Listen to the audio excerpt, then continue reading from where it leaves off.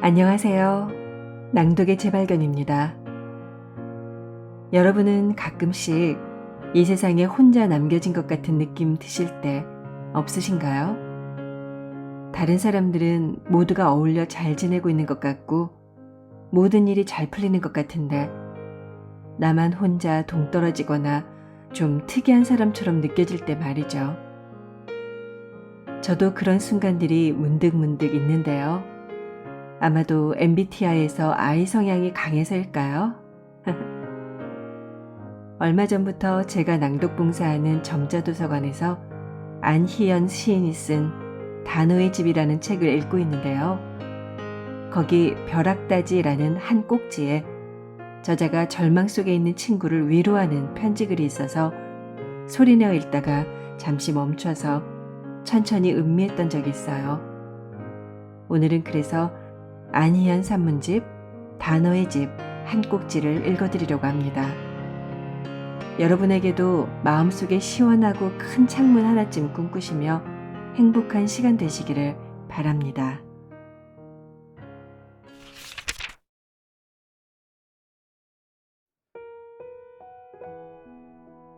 벼락다지. 사람들은 다 지구에 있는데 나 혼자 지구 바깥에 우주에 있는 느낌이 들어. 너를 만난 지 며칠이 지났는데도 그 말이 불쑥불쑥 떠오른다. 설거지를 하다가도 빨래를 널다가도 멍하니 서 있게 돼. 이름에 진실되다는 의미의 한자어가 들어있어 이렇게 사는가 보다고. 거짓 가짜가 들어간 이름이었다면 조금 다르게 살지 않았겠냐고 무심한 듯 말하던 너. 오래 준비하던 일이 잘 되지 않아 속상했을 마음을 누구보다 잘 알기에 내내 나의 마음도 빗물에 오래 담가둔 이불처럼 눅진하고 무거웠어. 홀로 우주에 있을 너에게 나는 무엇을 해줄 수 있을까? 아니, 그보다 먼저 누군가의 상심과 좌절에 무엇을 보태거나 덜어내는 일이 근본적으로 가능하기나 한 일일까? 나는 네가 쥐고 있는 단어가 추방, 박탈, 탈락, 소외감 같은 단어가 아니길 바라지만 우주는 너무 거대하고 공허하고 추운 공간이니까. 그곳에서 너의 시간이 어떤 속도로 흐르는지 알지 못하니까. 희망, 긍정, 열정, 목표 같은 단어들을 억지로 발에 묶어 지구로 끌어당기고 싶지도 않으니까. 네 앞에선 아무 말도 못하거나 아무 상관없는 소리만 늘어놓게 되는 것 같다. 그래서 편지를 써. 거긴 위험한 곳이니 하루빨리 돌아와야 한다는 이야기 같은 건 안 해. 그저 네가 그곳에서 숨쉬기 불편하지 않게 산소통이라도 가득 채워주고 싶은 마음일 뿐. 그래도 내가 쓰는 사람이라는 것이 다행일 때가 있어. 너에게 들려주고 싶은 이야기를 계속 찾게 된다는 것이. 사실은 오늘도 너에게 이 이야기를 하려고 글을 시작했어. 구을이라는 카프카 소설에 관한 이야기야. 다른 대표작들에 비해서는 생소할 수 있는 작품이지만 흥미로운 점이 많은 소설이었어.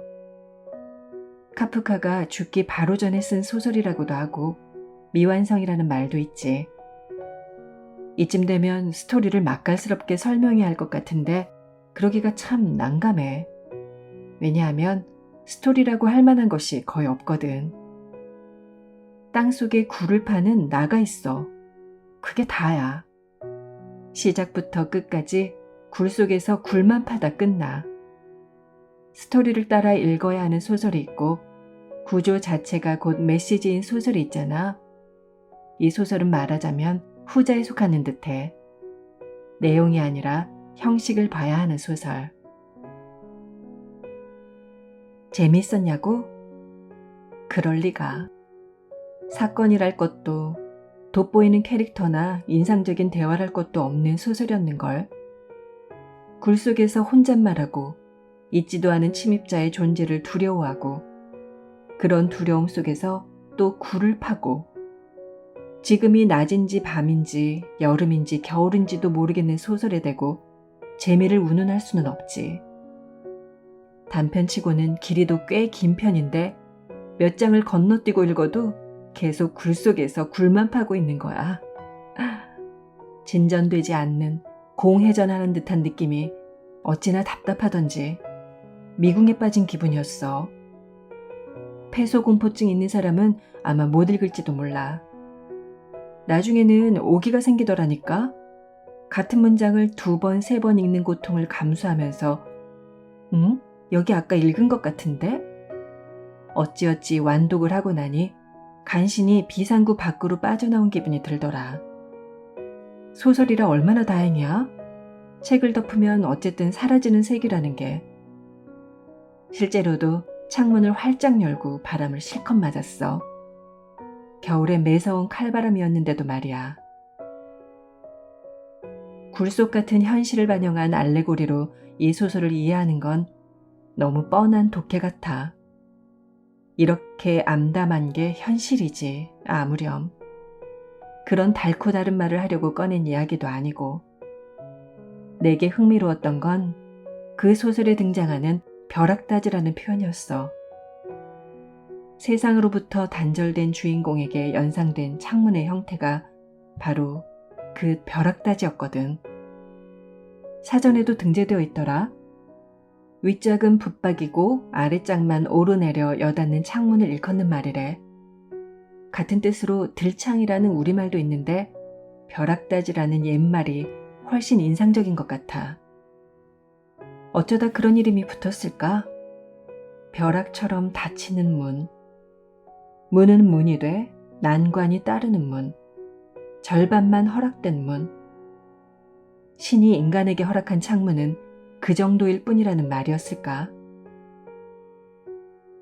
우리가 살아가고 있는 이곳이 굴속이든 바닷속이든 우주이든 인간에겐 누구나 창문이 필요한 것 같아. 각자가 필요로 하는 창의 모양이나 크기도 제각각이겠지. 언젠가 시에도 쓴 것처럼 나는 내 영혼이 문도 창도 없는 새하얀 방 안에 갇혀있다는 생각을 자주 해. 내가 영영 잃어버린 것들, 다시는 돌아올 수 없는 시간들을 떠올릴 때마다 어김없이 소환되는 공간이야. 마치 너의 우주처럼 말이야.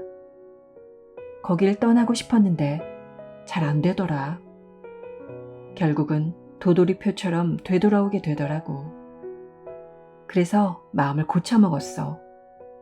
이제 더 이상 다른 세계로의 탈출을 꿈꾸지 않고 그냥 거기, 그 방에 흰 벽에 빛이 가득한 창문을 그리기로. 갇혀 있어도 천국이 아니어도 지워지면 그만일 창문이더라도 내가 분명히 그렸고 그 과정이 진실했다면 그것으로 충분하다는 생각.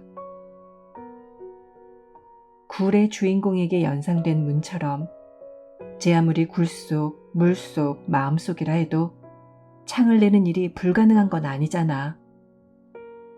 우리에게 필요한 건 실질적 물리적인 창문이기도 하지만 존재론적이고 심리적인 창문일 경우가 훨씬 많으니까. 어쩌면 벼락다지를 통한 환기는 불완전한 것일지도 모르겠어. 윗짝은 붙박이니까 실질적으로 열리는 문은 아래쪽, 즉 절반에 불과할 테고 혹 고정핀이 부러지기라도 한다면 캄캄하게 닫혀버릴 수도 있겠지.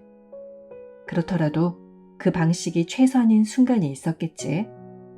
그런 모습으로 존재할 수밖에 없는 이유가. 우주에 적합한 창은 어떤 방식일까? 궁금하다. 다음에 만나면 네가 꿈꾸는 창문의 구체적인 형상과 여닫는 방식에 대해서 들어보고 싶어. 그리고 이건 공공연한 비밀인데 난 네 이름이 참 좋아. 이름에 거짓이 없어서. 도망갈 구석이 하나도 없는 전부이고 전체여야 하는 그런 진실함이 온통 너여서.